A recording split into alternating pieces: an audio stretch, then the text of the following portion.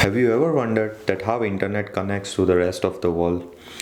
In your house, you must be accessing the internet wirelessly to access your family WhatsApp group or let's say this YouTube video.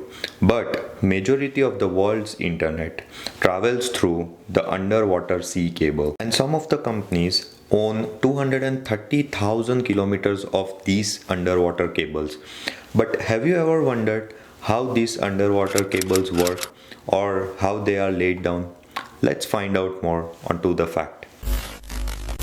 Before we move ahead, I would request you guys to subscribe to our channel, as only 12% of you are subscribed to the channel. This really motivates us to bring some valuable content to you guys. Chapter 1: History and Today. The first telegraph cable were laid in 1980 that allowed the first message to be sent across Atlantic Ocean. However, it wasn't until 1980s when the first fiber optics cable were laid, revolutionizing the way we transmit our data. At the most basic, the internet cables are long strands of copper or fiber optics material that are encased with a protective layer, and they are laid at the layer of the ocean. Chapter 2: Network. According to the submarine cable website, there are currently 490 active or actively under construction internet cables that are lying across in the ocean, crisscrossing the globe. These wires range from the modest 300 km wire to 10,620 km long wire. Among these cables, the longest cable is known as Maria, that weighs around 8,000 metric tons. So just to give you an context, that weight is equal to 24 blue whales. Only this summer, Google and Facebook announced a joint initiative to build an underwater sea cable named Apricot. By the year 2024, Apricot will link up Singapore, Japan, Philippines, Taiwan and Indonesia. After the project is completed, the longest cable will be Apricot with 45,000 km long. Chapter 3: The cost and composition. It is typically estimated that a typical transoceanic cable could cost you between $300 to $400 million. The composition of the cable includes layer of thixotrophic jelly that is wrapped all important fiber optics core, and they are also protected with multiple plastic layers. There are also copper wires that carry up to 10,000 watt DC to power the repeaters. On an average, the cables can transfer up to 100 gigabytes per second, but the newer cables can transfer up to 400 gigabytes per second as well. The data speed is lost after every around 70 to 100 kilometers, and repeaters are installed at frequent distance. Repeaters essentially serve as amplifiers that boost up the signal up to par for long distance. Chapter 4: How does it function? Inside each cable is a core.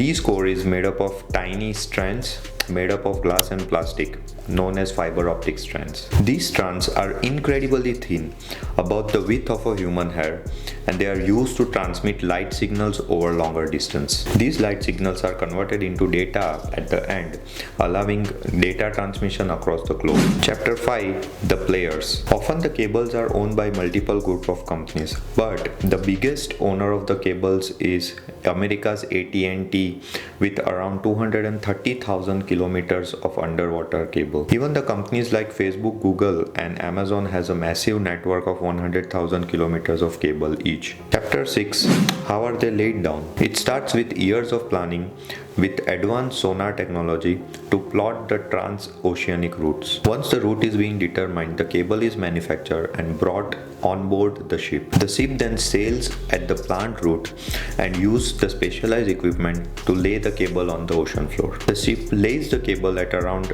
10 kilometers an hour average rate. Chapter 7: The challenges. So basically there are two types of challenges.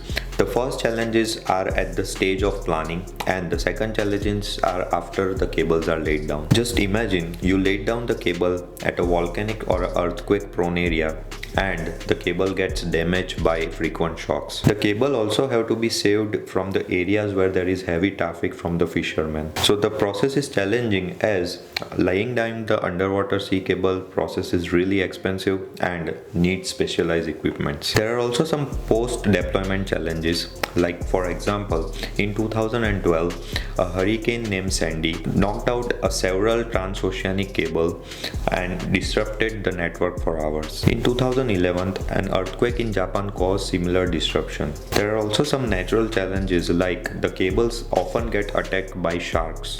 As this is a multinational network, there is always a risk of hostile country accessing information illegally. So next time when you are using the internet, think about this amazing engineering masterpiece that allows you to connect to the rest of the world, and also comment down your thoughts into the video. Do you know there is a technology that could replace you at your work? If not, then check our video over here. That's it for today guys. See you in the next one. Take it easy.